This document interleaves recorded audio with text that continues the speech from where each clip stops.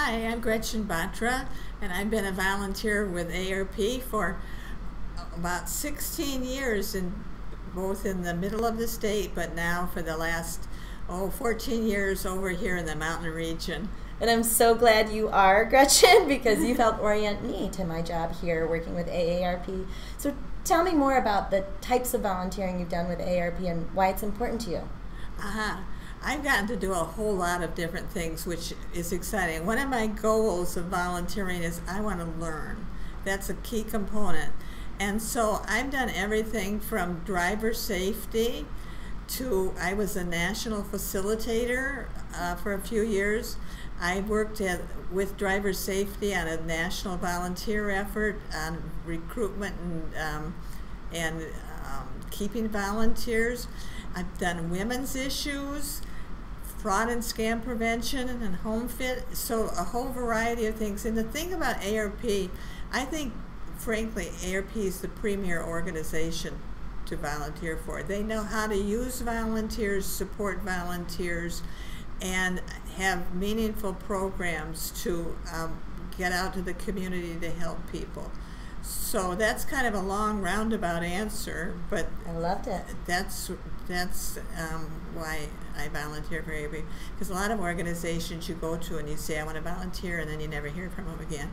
Well, I'm so glad you feel supported because we do our best, but we couldn't do it without you and our awesome team.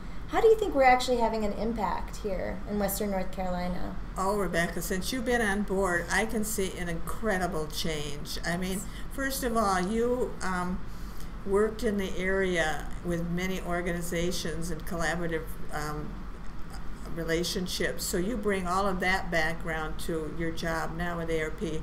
People know who you are and have high respect for you, and you, excuse me, I think since you've been on board, you've recruited, 50 some active volunteers, so we're making an impact.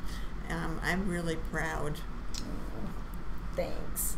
What's a recent experience you've had volunteering where you were like, you really could feel both something good within yourself, but also something good for the people who received it? Well, I guess around scam and fraud prevention. One of the things was around the free lunches, talking with people about, most of these are legitimate, but occasionally there's a bad guy. In my neighborhood, one of my neighbors was defrauded of $300,000.